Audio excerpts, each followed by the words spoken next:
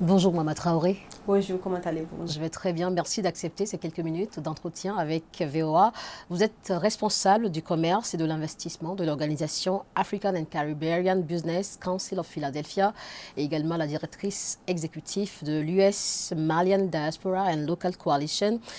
D'abord, pouvez-vous nous parler de votre rôle en tant que responsable du commerce et de l'investissement au sein de cette organisation, l'African and Caribbean Business Council of Philadelphia?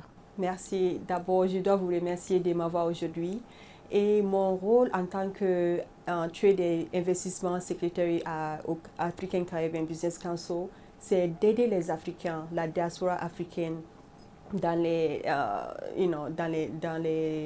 l'économie des États-Unis ici et aussi l'investissement entre les États-Unis et l'Afrique. Quels sont vos objectifs principaux? Notre objectif, c'est d'aider la diaspora, au fait, caribéenne et africaine, pour qu'on puisse s'intégrer. Parce que si vous regardez, il y a beaucoup d'Africains aux États-Unis ici et qui font beaucoup d'achats d'ici et là. Et comment on peut organiser ça et aussi les intégrer avec le gouvernement d'ici pour qu'ils puissent avoir les atouts qui sont disponibles effectivement pour les Américains. La question que je devrais poser concrètement, c'est quelles sont les activités que vous organisez pour atteindre ces objectifs que vous avez cités? On fait les missions commerciales et aussi on fait beaucoup de table rondes avec les autorités, notamment le sénateur Sherry Street et aussi beaucoup de sénateurs et de représentants de Pennsylvanie et de Philadelphie.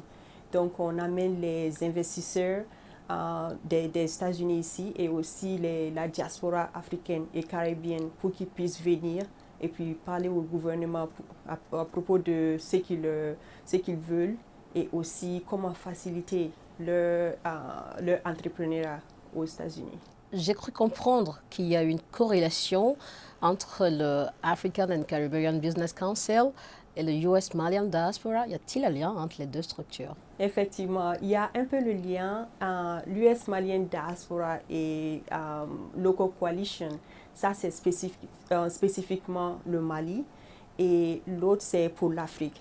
Donc en tant qu'Africaine, on se doit de voir aussi comment on peut impacter les différents pays africains parce qu'on n'a pas les mêmes besoins, donc on peut les regarder séparément. Donc l'Africaine pour le Mali, c'est voir comment on peut amener les ressources des États-Unis au Mali.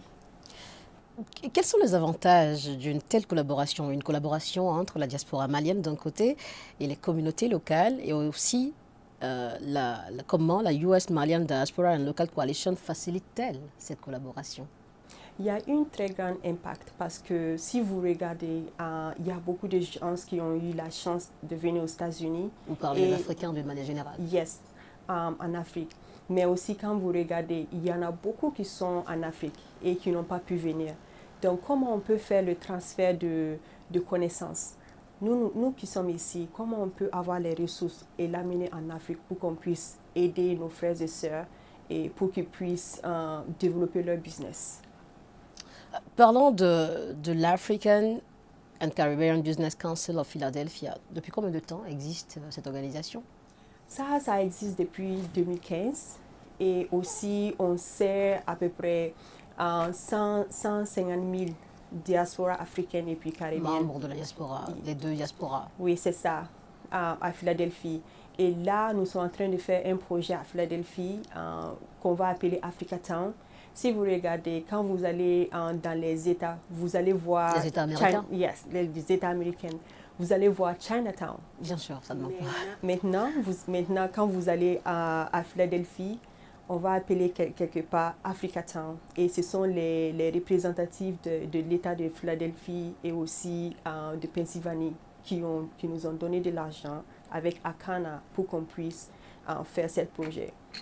Quel en serait l'objectif ou bien l'avantage d'avoir un espace dédié à la diaspora africaine ou malienne?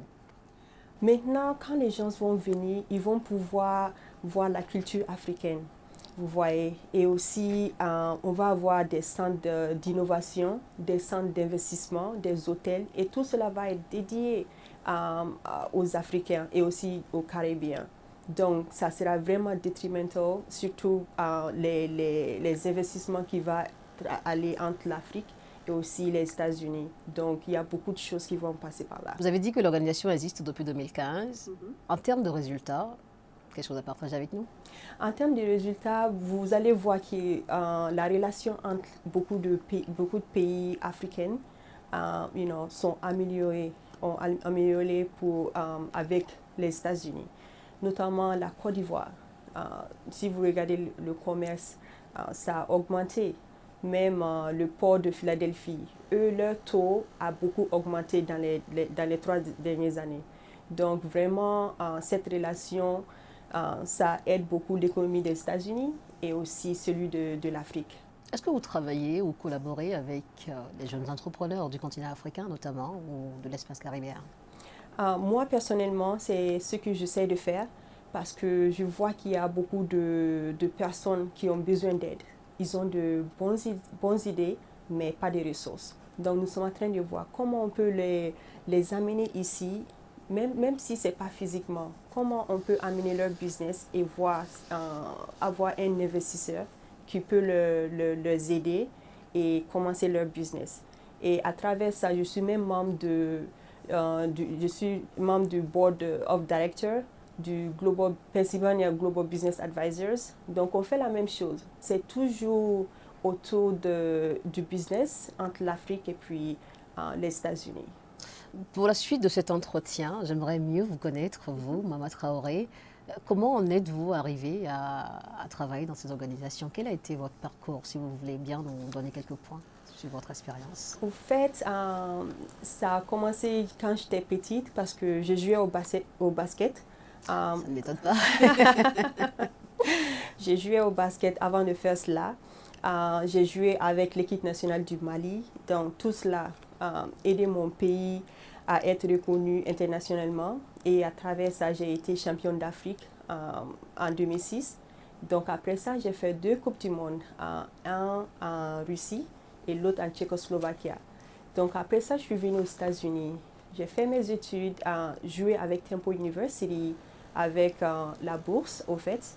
Et après ça, j'ai dit, OK, au lieu de me poser la question et puis, critiquer nos dirigeants, qu'est-ce que je peux faire pour aider le pays, que ce soit le Mali ou l'Afrique, parce que nous sommes les mêmes. Qu'est-ce que je peux faire pour aider? Donc, c'est à travers ça que je suis rentrée dans l'entrepreneuriat. Et puis, j'ai regardé Dans quel domaine vous avez entrepris? Investissement. C'est là que je me suis retrouvée à chaque fois. Quand je regarde, je veux toujours voir comment je peux avoir quelqu'un qui peut aider les gens en Afrique. Parce qu'on a beaucoup de personnes qui sont vraiment intelligentes, qui ont de bonnes idées, mais pas de ressources. C'est vraiment ça. Donc c'est le sport qui vous a conduit à là où vous êtes aujourd'hui? Les sports et aussi vraiment la famille qui m'a beaucoup supportée aussi. La famille est aussi un de mes mentors qui m'a poussé. Il m'a dit, OK, je vois vraiment ce que tu es en train de faire, mais maintenant tu dois venir à la communauté et puis les aider. Donc c'est là que j'ai dit, OK, je vais venir voir ce que je peux faire. Vous êtes installé aux États-Unis, vous avez fait d'autres formations pour améliorer votre niveau, pour être là où vous êtes aujourd'hui. Quelles ont été les barrières? Les barrières, généralement, pour moi, toujours c'est mental.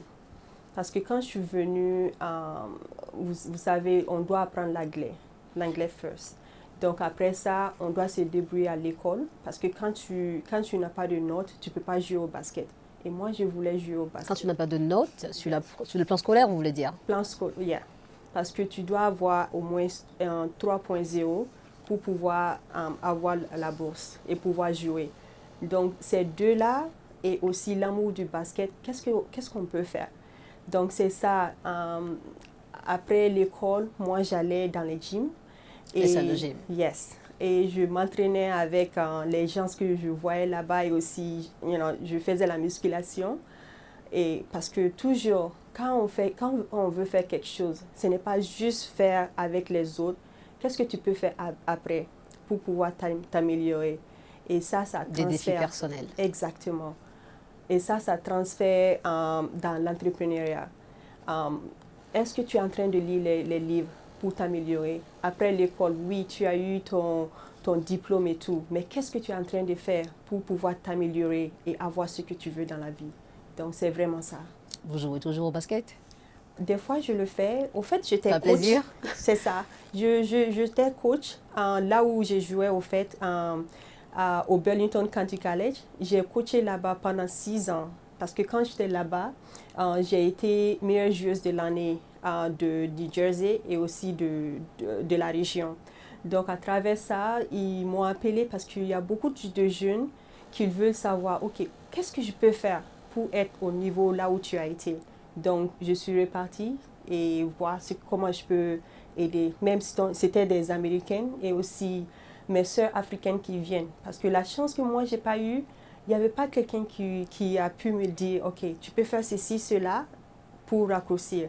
Et vous aviez eu des modèles? C'est ça. Et c'est ça que j'aimerais faire dans les deux côtés, basket et aussi l'entrepreneuriat.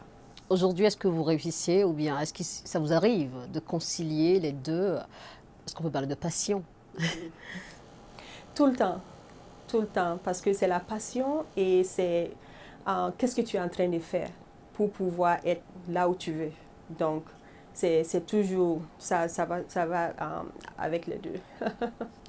Pour clore cet entretien, on va revenir sur vos aspirations et vos objectifs futurs en tant que responsable du commerce et de l'investissement au sein de l'African and Caribbean Business Council. Quelles sont ces aspirations? Quels sont vos projets futurs?